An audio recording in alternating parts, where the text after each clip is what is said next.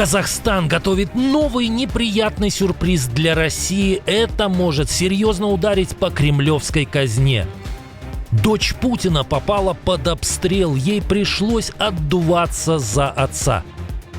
В российском телеэфире прозвучали запрещенные слова. Бывший командующий сухопутными войсками разнес так называемую СВО. Какое будущее ждет русский военный и не только военный корабль? Соратник Путина поставил диагноз судостроительной отрасли. Коты и собаки вместо детей, а кого теперь в развитых странах заводят вместо внуков? Бездуховность и загнивание или все-таки другая причина? Об этих и других событиях вечера четверга, 4 декабря. И многое другое. Самые важные и срочные новости, эксклюзивные подробности. Вы смотрите информационный выпуск «Нехта». Оперативно о событиях в Украине, России, Беларуси и мире. Раньше и понятнее других. Все, что нужно знать сегодня. Москва может получить очередной удар в спину. Поставки российской нефти в Китай по трубопроводу, который проходит через территорию Казахстана, оказались под вопросом. Астана может закрутить вентиль. Все из-за санкций США против Роснефти. Об этом сообщает RTVI со ссылкой на источники в нефтегазовой отрасли Казахстана. Под угрозой транзит 10 миллионов тонн российской нефти в Поднебесную. Казахстан получает по $15 за тонну сырья, которое Роснефть поставляет из Западной Сибири в КНР. Это около 150 миллионов зеленых в год. Но после октябрьского решения Минфина США любые операции с российской госкомпанией фактически запрещены. Поэтому Астана срочно пишет запросы в Вашингтон. Теперь нужна генеральная лицензия, исключающая транзит из санкционного поля. Получат, трубопровод работает дальше. Нет, Казахстан будет вынужден перекрыть краник. Тем временем Китай резко сокращает закупки российской нефти. После американских санкций государственные Sinopec и PetroChina начали отказываться от российских баррелей. Импорт рухнул на треть и составляет теперь ниже, чем 1 миллион баррелей в сутки. Под ударом еще 300-400 тысяч баррелей ежедневно.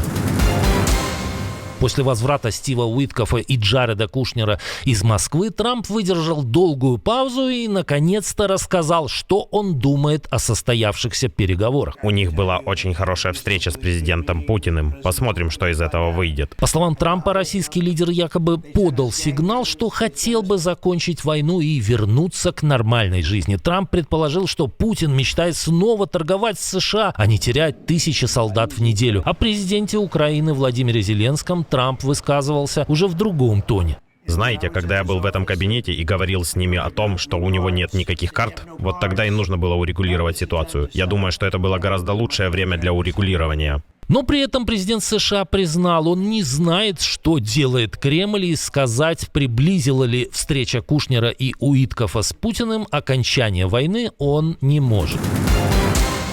Тем временем американские источники раскрыли детали следующего раунда переговоров по так называемому мирному плану для Украины. Как пишет Associated Press, украинская делегация во главе с секретарем СНБО Рустемом Умеровым встретится со Стивом Уиткофом и Джаредом Кушнером в Майами уже сегодня. Это будет первый прямой контакт украинской стороны с переговорщиками Белого дома после их визита к Путину. Первоначально Уиткоф должен был лететь из Москвы сразу в Киев для встречи с Зеленским, но эти планы изменились после 3-часового ожидания в кремлевской приемной и 5-часовой встречи с руководителем России. Встреча американской и украинской команд в Майами пройдет за закрытыми дверями.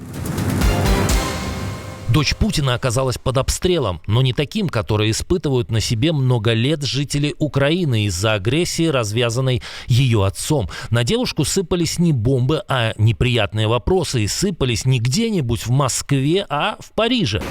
Как вам вообще в Европе живется, такой ненавистной, проклятой Европе? Журналист украинского канала ТСН Дмитрий Святненко сообщает, что в самом сердце Франции обнаружил Елизавету Кривоногих, ту самую, которую российские СМИ называют внебрачной дочерью Владимира Путина. Расследования указывали, что девушка – дочь Светланы Кривоногих, петербурженки и миноритарного акционера Банка России. Осенью 2024 года издание агентства сообщало, что девушка живет во Франции под фамилиями Руднова и Розова и работает в небольшой художественной галереи. Ты не давала свое разрешение на съемку? Ну, вы знаете, сейчас Киев сидит без света. И в эти секунды воздушная тревога. Мы тоже не давали своего разрешения для этого. Девушка не стала отрицать факта своего родства с российским диктатором. А я тут при чем? Ну, это ваш отец. Вы как минимум можете сейчас ему позвонить и сказать: папа, прекрати обстреливать Киев. Ну, конечно. Журналист предложил Елизавете приехать в Украину в качестве ПВО и даже высказал готовность оплатить билет. На это дочь Путина ответила отказом, но в итоге высказала сожаление по поводу происходящего. Я уже, мне кажется, достаточно с вами поговорила. Мне действительно очень жаль, что так все происходит. К сожалению, я не ответственна за эту ситуацию. Дроны ударили по одному из ключевых химических гигантов российского ВПК – комбинату Невинномысский азот в Ставропольском крае. Там прям дымочек нормальный, хотя трубы ТЭЦ, они за этим зданием.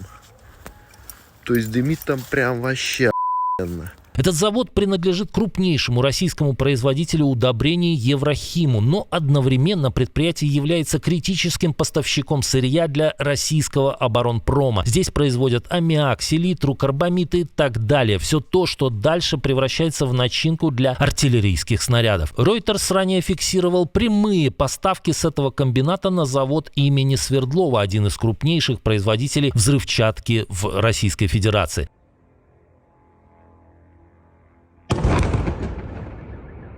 Это уже третья атака по заводу. Предыдущие были в июне и июле. После первого удара производство пришлось остановить.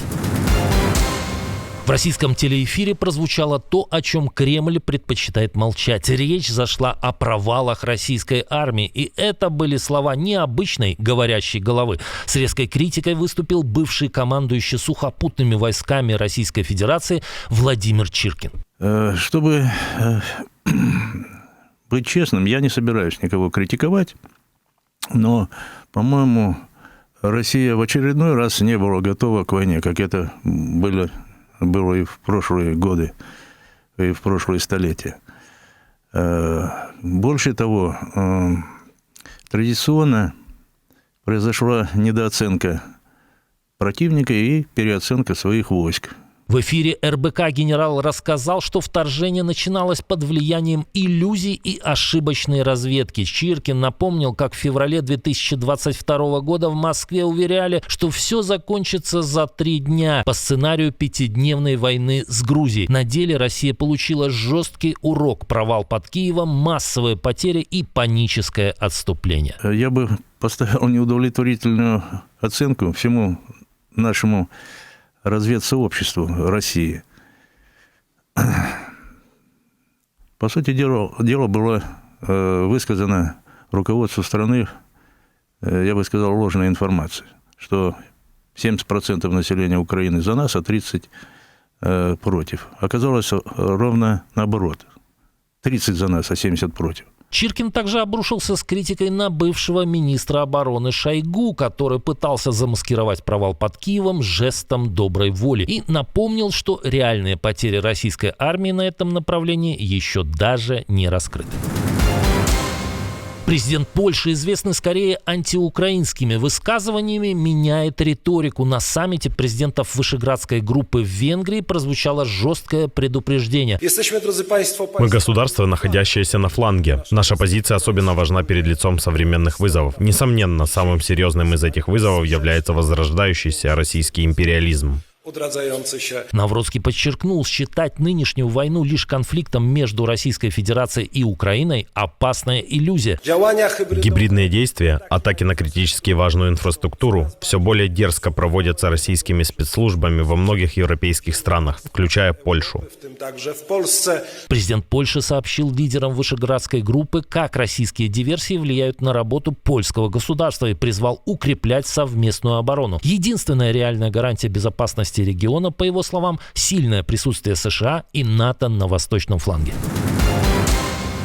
Что ждет русский военный и не только военный корабль? Соратник Путина поставил неутешительный диагноз судостроительной отрасли России. Николай Патрушев, помощник Путина и глава морской коллегии, заявил в интервью «Коммерсанту», что научно-технический задел, на котором держалось российское судостроение, практически исчерпан. По словам могущественного силовика, отрасль просто перестала успевать за временем. Судостроению нужны уникальные технологии, рассчитанные на десятилетия вперед, а у России их нет и ближайшие перспективы туманны. Патрушев прямо говорит, научные исследования в судостроении не координируются, институты работают врозь, часто дублируют друг друга, а разработки делаются под запрос конкретного заказчика вместо системной стратегии. Это и привело к тому, что страна не может создать современную гражданскую и военную морскую технику.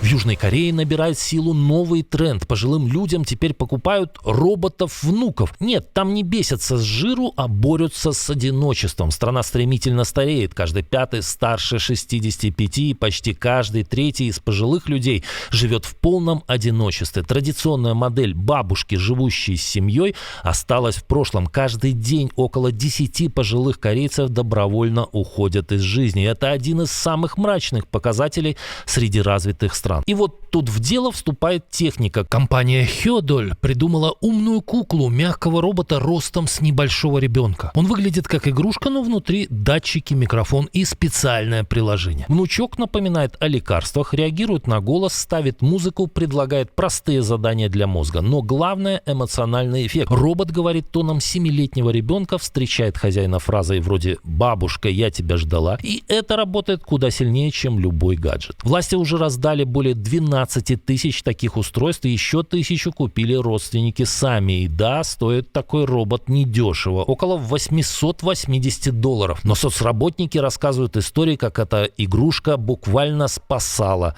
людей. Отдельное спасибо, что досмотрели до конца. Спасибо за ваше доверие. Жду развернутых комментариев, лайков и репостов.